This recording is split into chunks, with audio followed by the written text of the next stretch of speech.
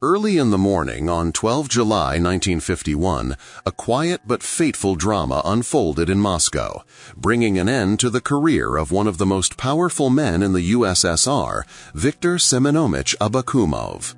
Contrary to the image of him being arrested in a quiet Kremlin hospital ward, the reality was much harsher and more official.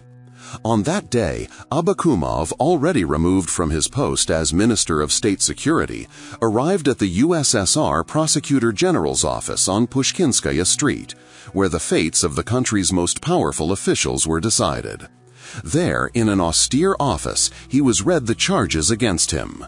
The documents containing the charges were compiled on the basis of reports from operatives, the chief of whom was Lieutenant Colonel Mikhail Ryamin, a man closely associated with the purges in the security agencies and, it is said, supported by Malenkov, an official who had a long-standing conflict with Abakumov.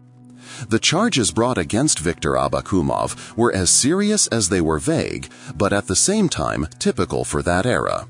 Officially, he was charged with treason and conducting criminal activities in the MGB. These formulations were a universal key to eliminating anyone who was undesirable, regardless of their actual actions. Anything could be written into them, and few would dare to question them. Particularly ominous was the accusation of concealing from the Politburo and Joseph Stalin himself materials related to the so-called case of the Zionist conspiracy in the MGB, also known simply as the MGB case. This was a time when the campaign against so-called rootless cosmopolitanism was gaining momentum in the country. In this context, any mention of a Zionist conspiracy sounded like a death sentence.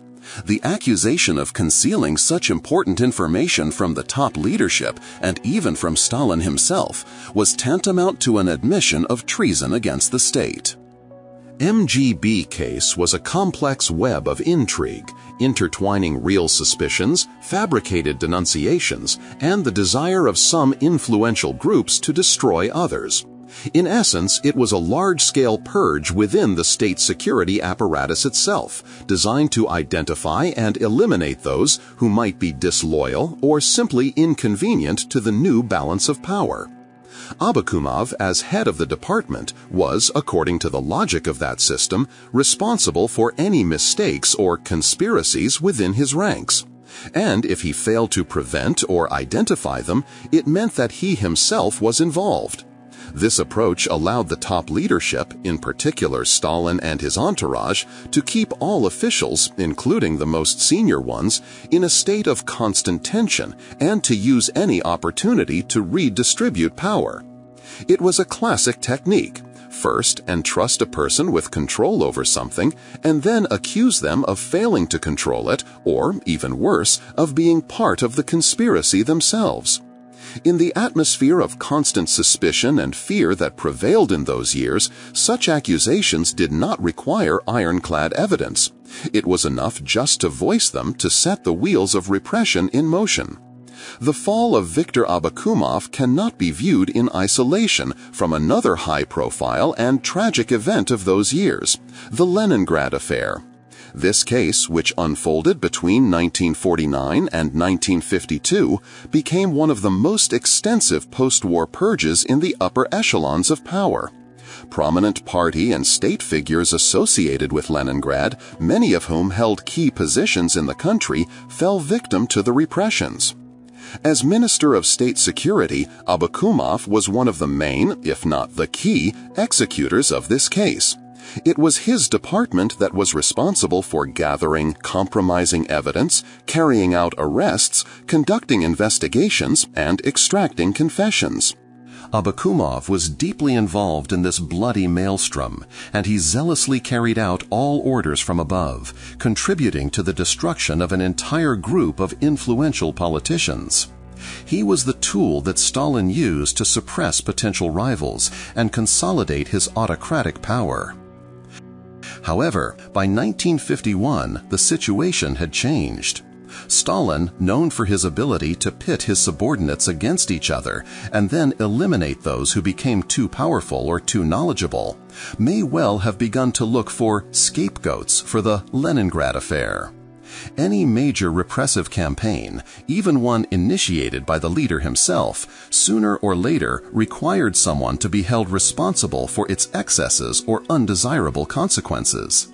And Abakumov, as the chief executor, was ideal for this role. It would be very convenient to shift the responsibility for the Leningrad affair onto him. He would be presented as the initiator or main culprit of the repressions, and the top leadership would thus be cleansed of any involvement. Abakumov, like no one else, knew the mechanisms of this system, because he himself had set them in motion against others. He was a high-ranking predator in this political savanna, but even the most powerful predator can become prey when the hunter changes the rules. Abakumov's arrest was not simply an act of retribution or punishment for specific offenses. It was a carefully planned move in a grand chess game played by Stalin himself and his inner circle. On the eve of his downfall, Viktor Abakumov, according to the recollections of his contemporaries and the testimony of historians, felt himself at the height of his power. He was the Minister of State Security, which meant that he had the most powerful and fearsome apparatus in the country at his disposal. He controlled not only foreign and domestic intelligence and counterintelligence, but also the entire system of prisons, camps, and special settlements. His signature was on thousands of death sentences and decisions about the fates of millions of people. He was one of those who had direct access to Stalin, regularly reported to him on the state of affairs, and received personal instructions. His power seemed absolute, his influence boundless. He was a man feared by everyone, from ordinary citizens to members of the Politburo. And perhaps it was this feeling of his own infallibility and invulnerability that played a cruel joke on him. He could be sure that his position was unshakable, for he was loyal to the leader until his last breath, carrying out the most cruel and inhuman orders without asking unnecessary questions. But in Stalin's system, loyalty was only a temporary asset that could be devalued at any moment. The decision to arrest Abakumov could not have been made spontaneously. It undoubtedly came from Stalin himself, who, as is well known, did not tolerate the excessive strengthening of any of his associates, especially in the security agencies. Lavrentiy Beria, who at that time oversaw the atomic project and other important industries, but still retained enormous influence over the security forces, and Georgy Malenkov, who held the post of Secretary of the Central Committee, were in all likelihood the main executors of this will. The two of them, and possibly the three of them together with Stalin, wove a web that was supposed to ensnare Abakumov. It was a quiet, behind-the-scenes struggle where everyone tried to outmaneuver the other without attracting too much attention. No one wanted to be next. After Abakumov's arrest, serious reshuffles began in the MGB, of course. Semen Ignatiev, a man who had previously had no direct connection with the state security organs, was appointed minister, which in itself was unusual and probably signified Stalin's desire to put a less independent figure at the head of the department. A wave of purges swept through the department, and many of Abakumov's associates were removed from their posts and arrested. The accusations of treason and the Zionist conspiracy in the MGB were not accidental.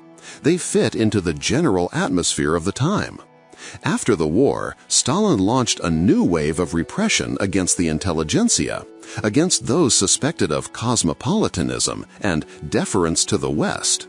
The culmination of this campaign was the so-called Doctors' Plot, or Doctors' Sabotage Plot, which began in late 1952. Abakumov's accusation of concealing a Zionist conspiracy was a harbinger of this larger campaign. It allowed him to be linked to enemies of the people and created an image of a traitor who covered up for Zionists within his own department. Among those who appeared in this MGB case or were associated with it were prominent Chekists such as Pavel Sudoplatov, Naum Eitingon. Both were arrested shortly after Abakumov, and others. They were accused of having ties to foreign intelligence services and of conspiring against Stalin and the Soviet leadership. These people, like Abakumov, were deeply immersed in the secrets of the MGB and knew about many operations, including those that could be disadvantageous to Beria or Malenkov.